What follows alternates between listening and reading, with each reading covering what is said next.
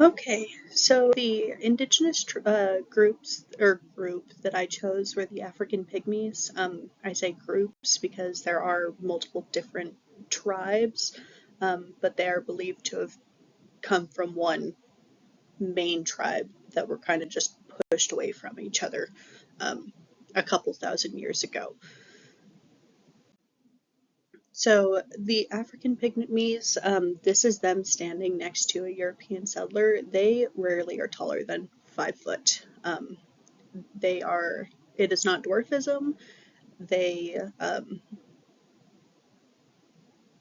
grow, I want to say normally compared to our standards, um, up until puberty. And then once they hit puberty, they just stop getting any taller.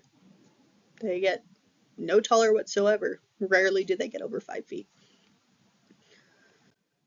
They live throughout Central Africa, mostly along the equator. Each group um, has different languages, um, and they do share some common words, though. That's why it's believed that they came, like every group came from one large tribe in the beginning. Um, so when I say throughout Central Africa, that ranges from the Democratic Republic of the Congo to Cameroon to Uganda. Um, these tribes, some of them uh, are the Bambuti, the Batwa. Um, there are many different ones. I am probably going to butcher those names a little bit. I will do my best. Um, yeah. For material culture, they are typically nomadic, they're hunter gatherers. Um, they are egalitarian, which means that they're equal. Um, Mainly the men do hunt and the women gather, but it is mostly an equal society.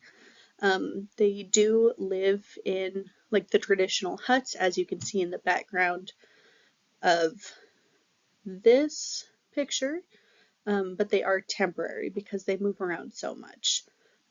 When they move to a new place, they clear out the space. As you can see, it's fairly clear. They clear out the saplings and everything, but they leave the large trees and the canopy overhead, which when they move to a new place allows for new growth fairly quickly. Customs wise, they do a lot of music. They create their own music and dance. So when they go out on a hunt, they have a like a ceremony with songs and dance um, to kind of call upon like good spirits um, to bring them luck for their hunt. If their hunt is not going good after this, then they have another ceremony that pushes away any bad spirits and will hopefully bring them more luck.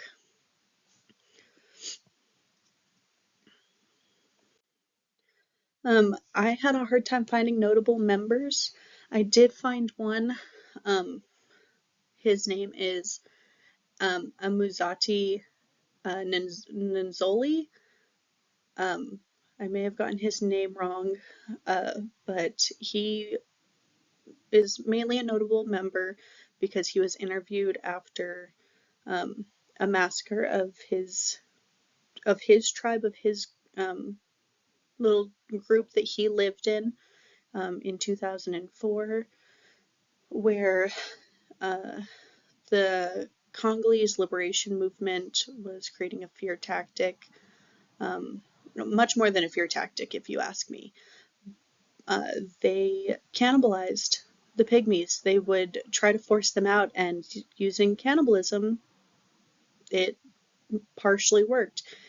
His Amuzati, his 6-year-old nephew, was eaten by these people, and he gave an interview about it. So he is more widely known. He's one of the only people that I could find. There were a couple of other people that were interviewed, but I couldn't really find any names. It was kind of hard. Land-wise, like I said, they live along the equator, along Central Africa.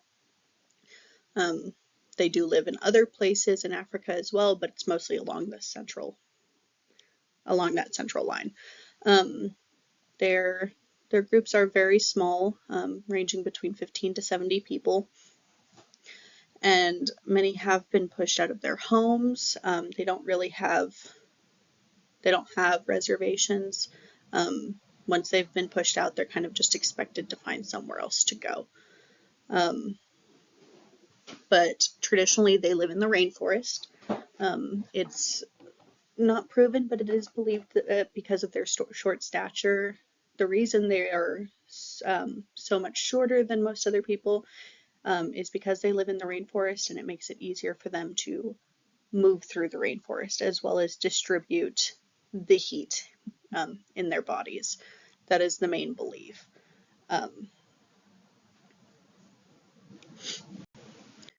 And kind of going back to notable members, that is one of the struggles that they had.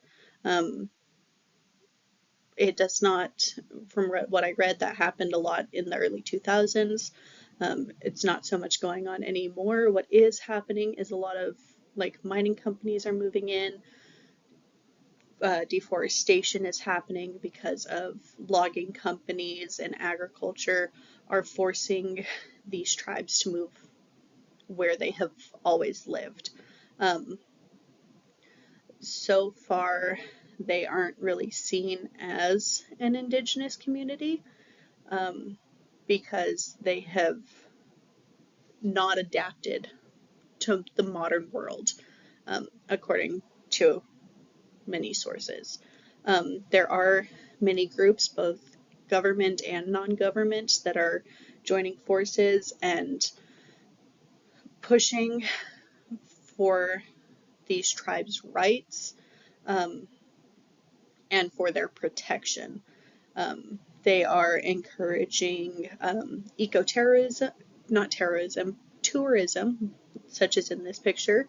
They're encouraging people to visit these tribes and learn their culture and their community and their ways.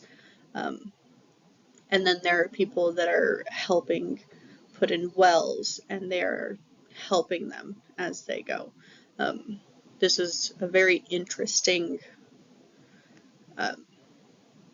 group to learn about, and I really enjoyed it. So I hope you guys enjoyed hearing about it as much as I enjoyed learning about it.